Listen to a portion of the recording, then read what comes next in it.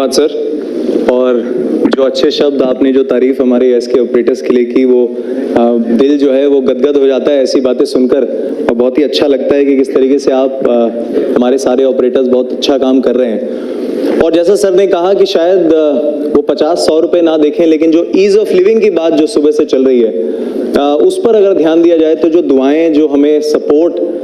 जो मिल रहा है उस सिटीजन का जिसकी जिंदगी आपने आसान कर दी उस आधार को बनाकर, आई थिंक उसका कोई मूल्य नहीं है। सो एक बार फिर से मैं धन्यवाद करता हूं सर का। और आगे बढ़ते हैं और अभी मैं अनुरोध करूंगा DDG UIDAI श्री शैलेंद्र सिंह को टू एड्रेस द ऑडियंस। एक बार तालियों के साथ उनका स्वागत करूंगा।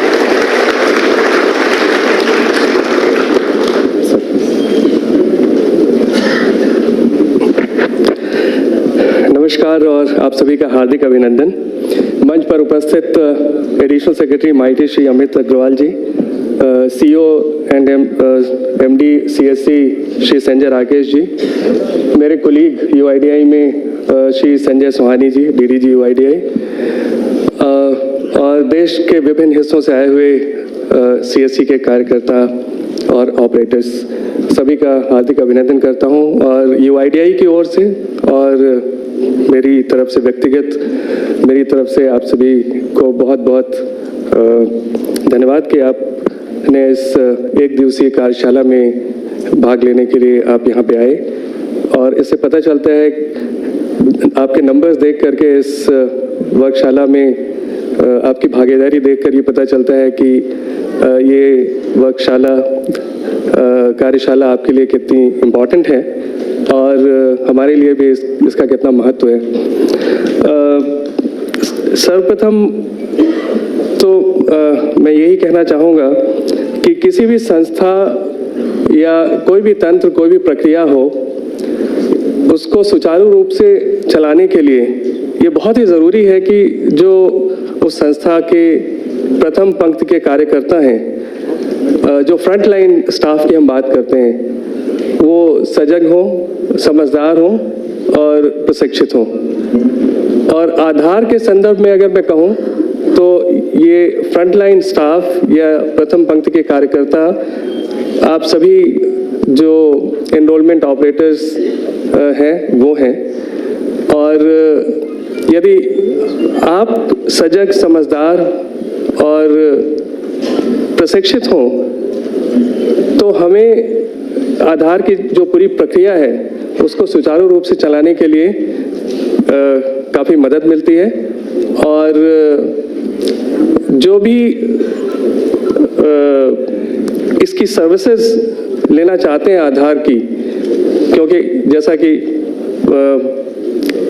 पिछले स्पीकर्स ने बोला, CEO सर ने भी बोला और संजय जी ने उन्होंने भी बोला कि करीब 1100 स्कीम्स ऐसी हैं गवर्नमेंट के जिसमें कि आधार की ज़रूरत पड़ती है। और आधार एक ऐसा डॉक्यूमेंट है जिसके माध्यम से जो भी गवर्नमेंट सर्विसेज, बेनिफिट्स या सब्सिडीज मिलती हैं, एक तरीके से एक ऐसा लाइसेंस है जिससे कि आपको अनरिस्ट्रिक्टेड एंट्री मिलती है almost in every walk of life now. So how important this document is, and ये डॉक्यूमेंट सही तरीके से इशू हो और सही तरीके से अपडेट हो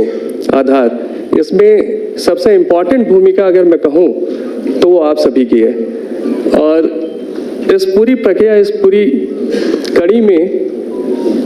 if I say the most important role that is played, it is by the enrollment operators, because जो भी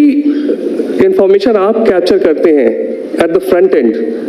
वो information that becomes final, because उस इंफॉर्मेशन को चेंज करना किसी भी स्टेज पे संभव नहीं है। उसको रिजेक्ट कर सकते हैं हम अगर कोई भी इंफॉर्मेशन गलत तरीके से कैप्चर की गई है, कोई भी डॉक्यूमेंट गलत तरीके से कैप्चर किया गया है, या कि बायोमेट्रिक्स ठीक से कैप्चर नहीं हुआ है, या कि डेमोग्राफिक इंफॉर्मेशन डॉक्यूमेंट से देख के जो आप फिल इन करते हैं अगर वो गलत तरीके से कैप्चर किया गया है तो फिर उसको किसी भी स्टेज पे UIDAI में हम उसको चेंज नहीं कर सकते हैं। अधिक से अधिक उसको रिजेक्ट किया जा सकता है, और रिजेक्ट करने का परिणाम ये होता है कि अगर इस तरीके की गलतियाँ ज़्यादा संख्या में हों तो फिर रेसिडेंट्स को बहुत ही परेशानियों का सामना करना पड़ता है। और जो ग्रीवांसेस होते हैं रेसिडेंट्स के, कभी कभी मैं देखता हूँ वो जो ईमेल्स आते हैं और जिस तरीके के ग्रीवांसेस हमारे पास आते हैं, उनको कभी कभी देख के दुख भी होता है कि उनको जिस तरीके की ज़रूरत होती है और जितने अर्जेंट बेसिस पे ज़रूरत होती है उनके आधार में अपडेशन की, और उस पॉइंट ऑफ टाइम पे अगर इस तरीके की कुछ गलतियां हो जाएं तो रेसिडेंट्स के लिए बहुत ही बड़ी परेशानी का सबब होता है। तो ये जिम्मेदारी एक तरीके से आपके ऊपर एक सामाजिक जिम्मेदारी भी है कि जब आप आधार एनरोलमेंट या अपडेशन का कार्य करते हैं तो ये सिर्फ एक प्रोफेशन की तरह नहीं है या कि एक पैसा कमाने का सिर्फ माध्यम नहीं है। आपको ये भी देखना है कि ये जो इन्फॉर्मेशन कैप्चर की जाती है और जिस उद्देश्य से ये हो रहा है वो सही तरीके से किया जाए।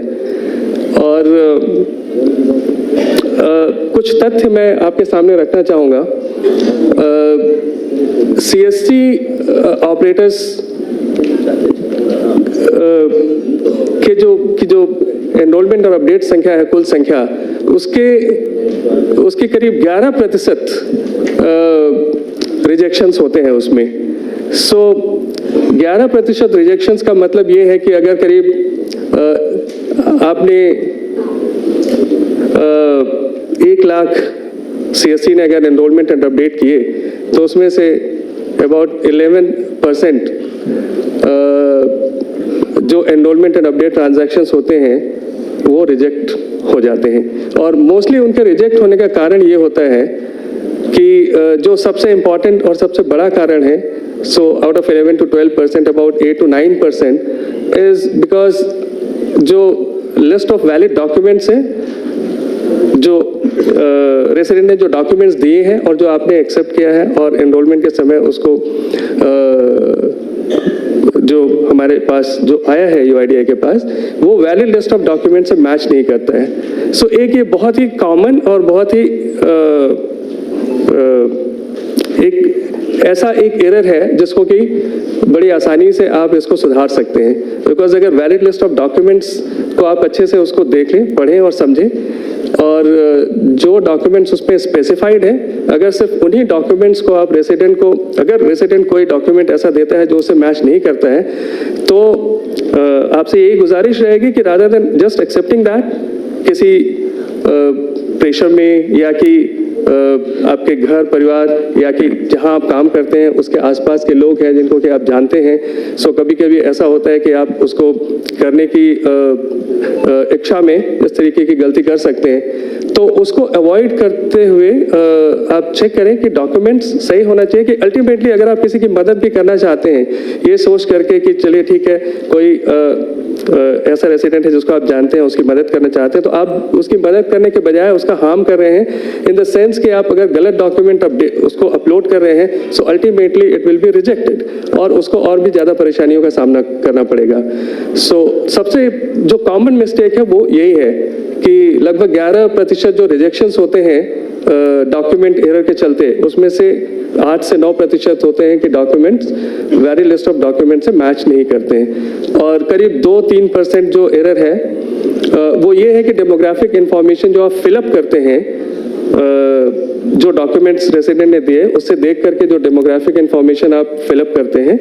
उसमें गलतियां होती हैं। सो मे बी टाइपिंग एरर्स हो सकते हैं और इस तरीके की मिस्टेक्स हो सकते हैं, तो उनको अवॉइड करने की कोशिश करें बिकॉज उसके चलते भी वो रिजेक्शंस होते हैं और फिर इसका खामियाजा अल्टीमेटली आपको और रजिस्ट्रार्स को बेसिकली भुगतना पड़ता है, मे बी फाइनेंशियल पेनाल्टी के रूप में और भी कोई भी डिसिप्लिनरी एक्शन के रूप में वो भुगतना पड़ सकता है। सो वो that apart the most important thing is that कि आपको वो रेसिडेंट्स की परेशानियों को बढ़ाना नहीं है, उनकी परेशानियों को कम करना है, और वो तभी आप कम कर सकते हैं जब आप इस चीज़ पे ध्यान दें कि गलतियां कम से कम हो। और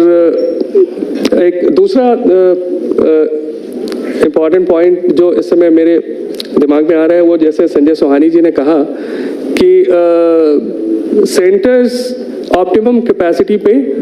नहीं चल रहे हैं। सो एक तरह से वो बात सच लगती है बिकॉज कुछ एनालिसिस हमने जो किया इंटरनली तो उसमें हमने पाया कि जो सेंटर्स हैं CSC आधार केंद्र हैं जो वो उनमें जो डेली ट्रांजैक्शंस होते हैं almost average is about 8 to 9 transactions per day. So that is quite less, I would say, because जो average transactions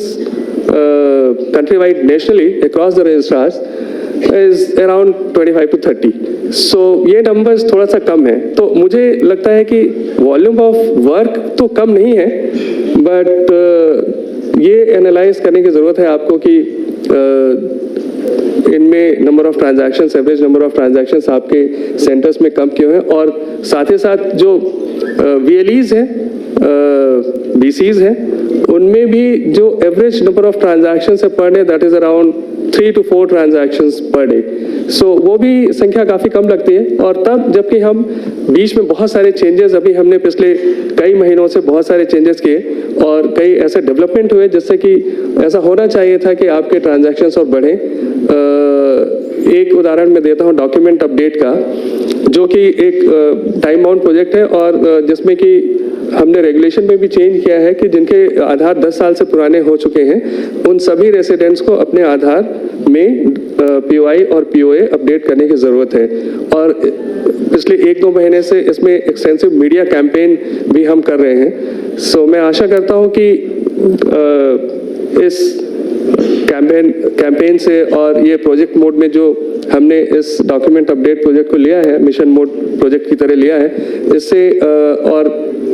इस पे आगे भी चर्चा हमारे यहाँ पे UIDAI के ऑफिसर्स हैं, हमारे डायरेक्टर्स हैं, श्री कुमार राकेश सिन्हा, श्री RVN श्रीनिवास, श्री शलल और संजय रौतेला जी हैं. सो ये सारे ऑफिसर्स टेक्निकल सेशंस में विस्तार पूर्वक इन सारे विषयों पे चर्चा करेंगे.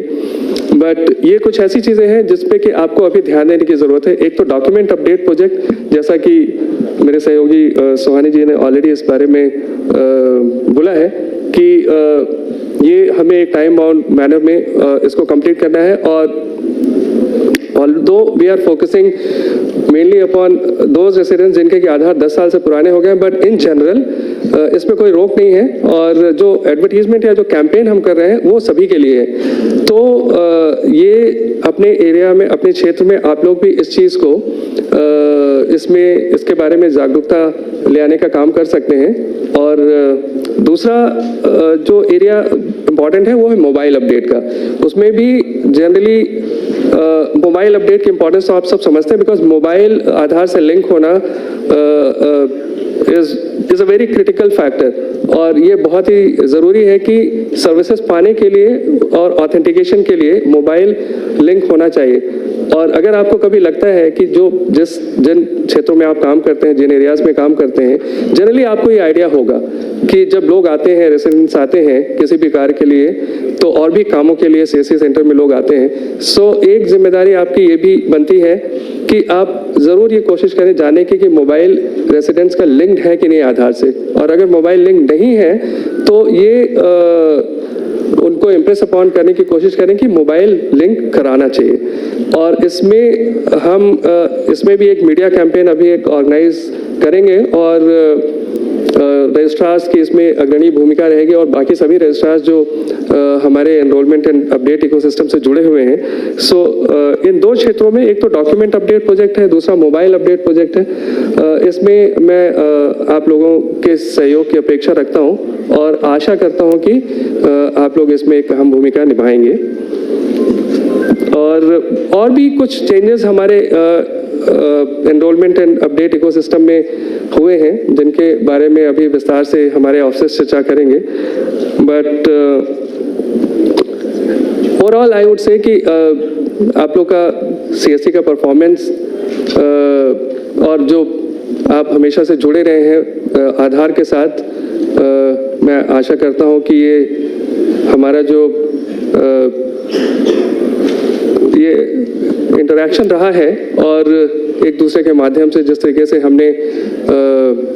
टारगेट्स और बहुत सारे ऑब्जेक्टिव्स अचीव किए हैं, ये आगे भी ऐसे ही चलता रहेगा.